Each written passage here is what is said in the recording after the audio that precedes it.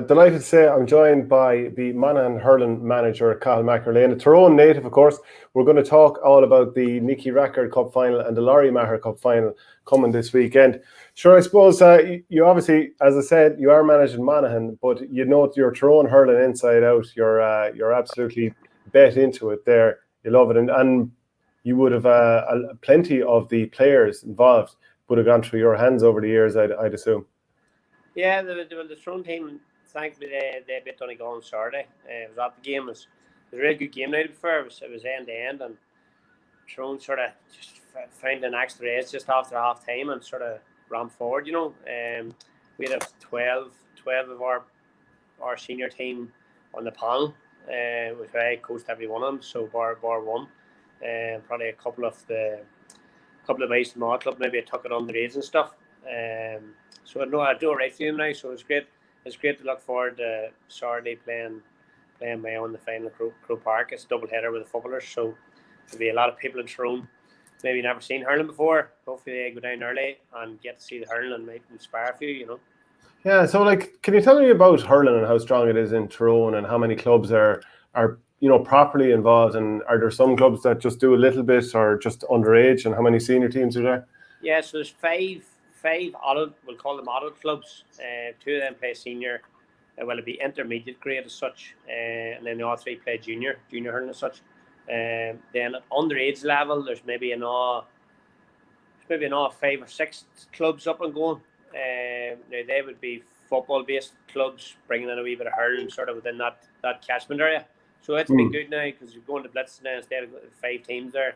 You've now maybe 10 or 11 teams there. Now, obviously, with COVID, that's not happening now, but when it goes, please God, there'll be plenty of action there. So it's great to see. It's just trying to sustain that, yourself. Sorry, going to 7s and 9s and 10s and 11s, but it's keeping it going to seniors. That's the trick, Yeah, and I'm just looking at the results that Tyrone have had so far this year. So, for those who aren't aware, there was 2 groups. Group A, which had, Mayo finished top, Donegal second, Leitrim third. Then in the other group, you had Tyrone finishing top, beating Armagh, their only game, 118 to 116. And then in the semi-final, Tyrone came out and beat Donegal 224 to 121. So, and obviously Mayo, they topped their group, then they beat Armagh and beat them quite comprehensively by 14 points coming into the final. So, who's flying for Tyrone this year? What are the positives going into the final? Well, it's probably a very young squad, to be honest. There's a few of the older hands still floating about, but it's probably an injection youth. I think the starting team Saturday there's maybe 4 or 5 just out of minor, including 3 of our own lads. And one of them is actually couldn't make the game, so he'll be another addition probably in the midfield on Saturday. So that'll be 5, Andy Crossan, and then 4 of my own clubmates. Probably starting the team or hit team 19 years of age, so.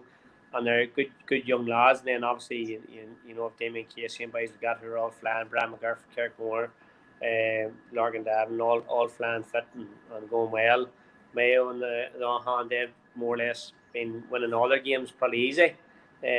Keith Higgins' retirement from Mayo football has been probably massive because he would always play at hurling when he's playing football, but I presume that had been pulling from both sides. Where now you can concentrate on hurling, so that's a massive boost for him.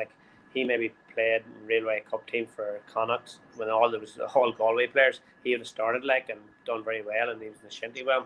He's super player. Cal Freeman's an all-man. I think he was the footballers too, and he plays that sort of Dermot Burns role for them and wing back, sort of pinging balls 90 yards up the pitch. So it'll be a good game now.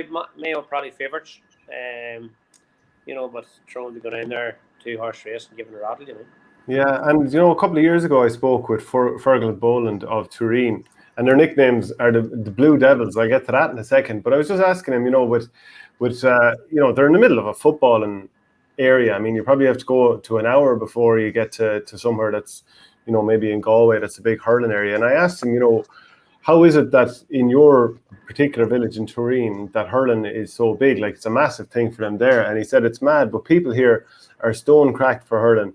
They'd be very supportive of me playing football for Mayo as he was at the time, wishing you well at Mass or whatever. But once the hurling season comes on and the county final in October comes, they're stone mad for it, and hurling is definitely number one for the people of Turin.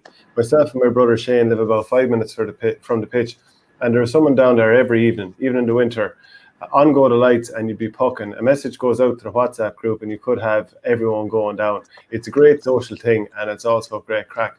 And I was looking at even the run of Mayo teams in the Connacht Intermediate Hurling Championship over the last few years, and I'm sure some people remember that Tyrone beat Kinvara, which is the club of Colm Callan, Shane Cavan, and of course most famously and most recently Conor Whelan. They beat them, I think it was in Athleague, one of those pitches where it's just surrounded by trees and it feels like they're coming in on top of you.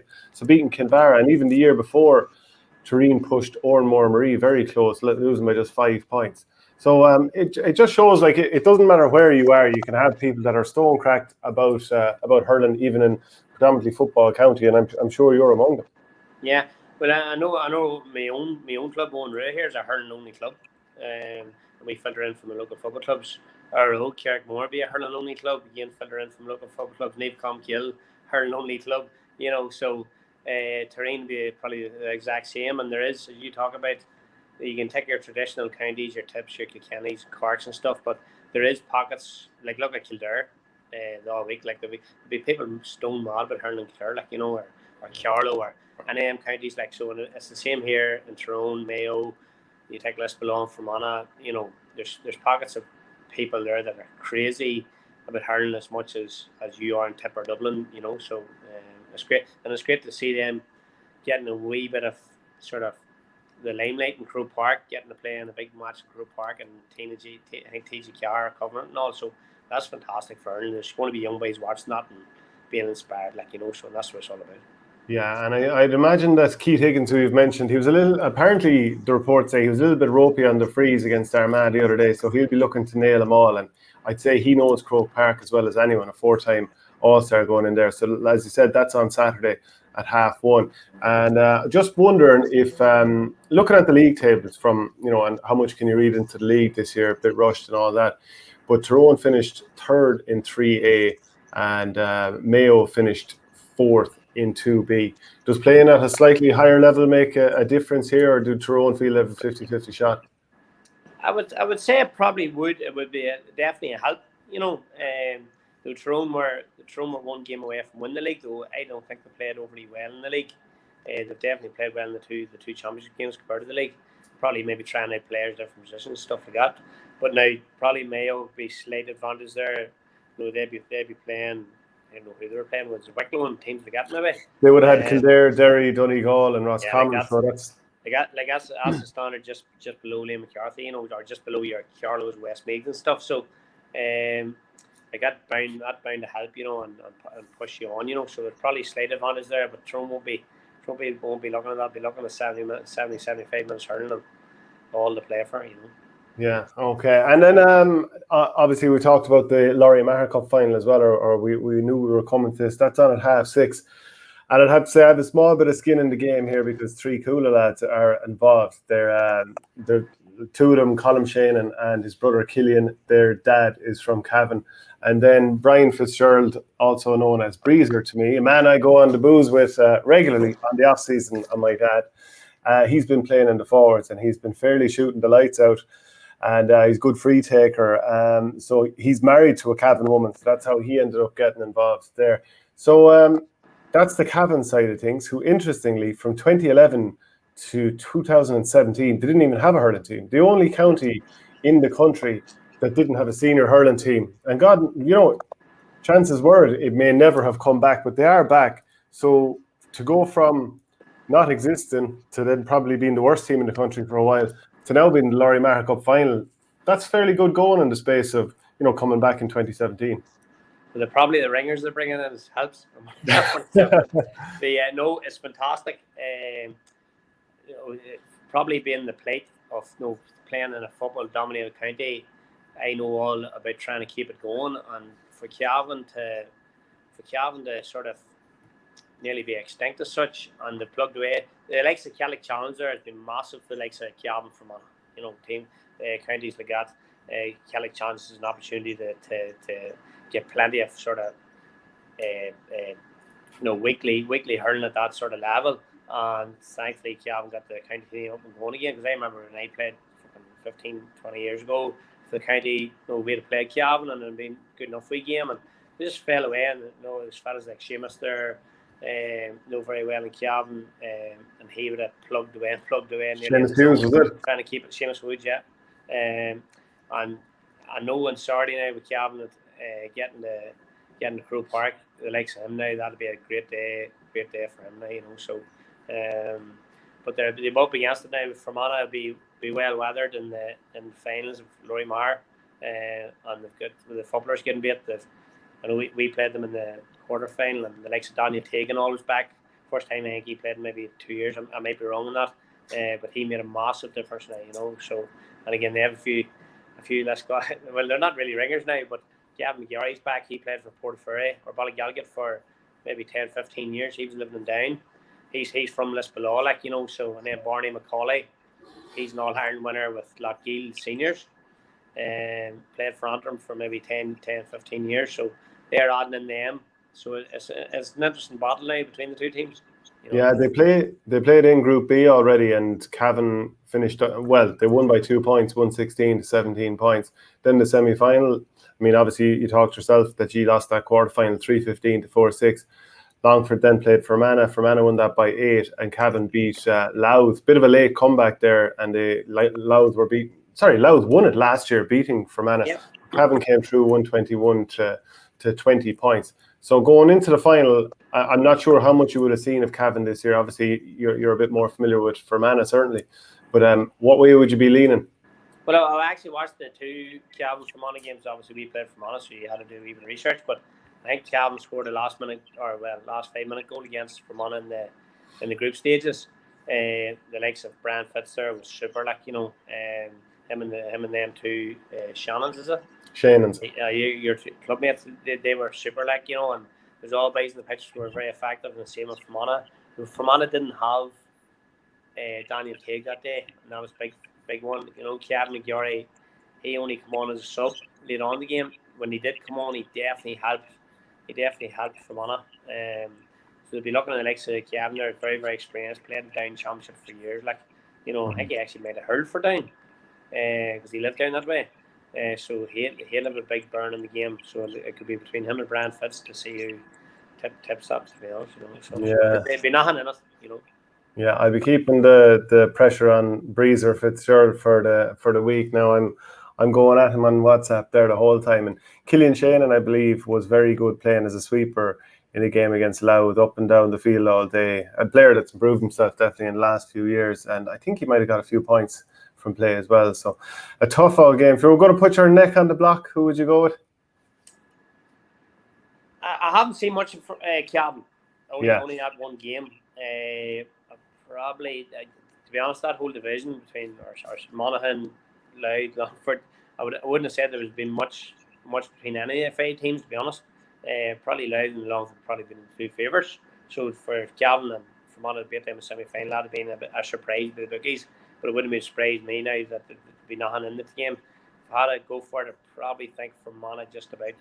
Sean Corrigan, I think he scored 8 points in the semi-final.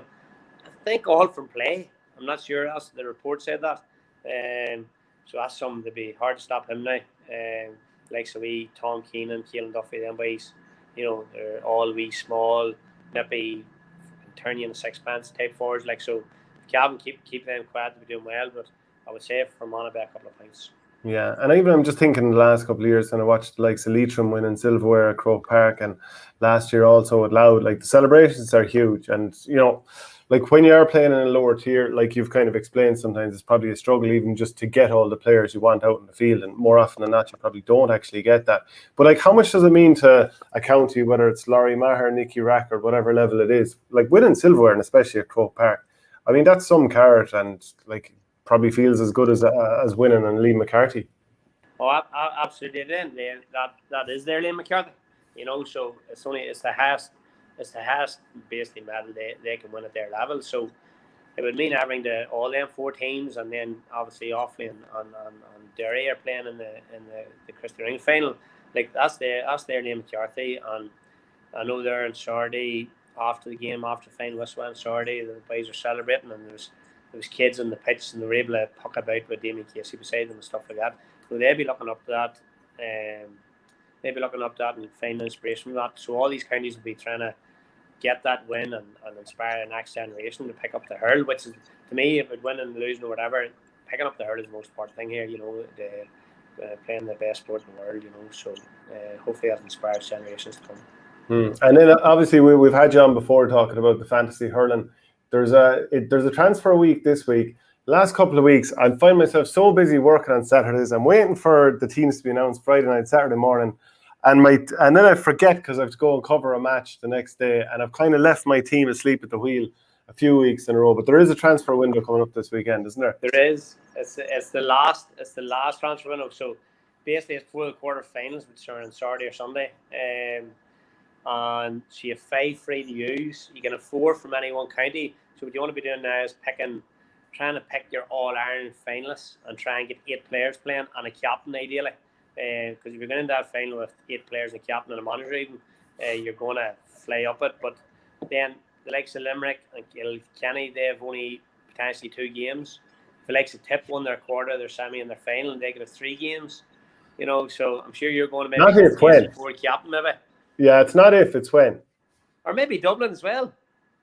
Never know. You could be filling your team full of Tip and Dublin men. Yeah. I know Barney, he wasn't too forthcoming with letting you know about reminding you about the transfer window. I know the last one. That'd be like him, all right, now to not help the lad out. But we know that the fantasy league is going very well, so fair play with that. It's a fair operation, and it looks slick as well, which is no mean feat, as I know. So looking forward to the Nicky Rackard and Lory Meagher Cup finals this weekend. Thanks very much for joining me, Cathal. No problem.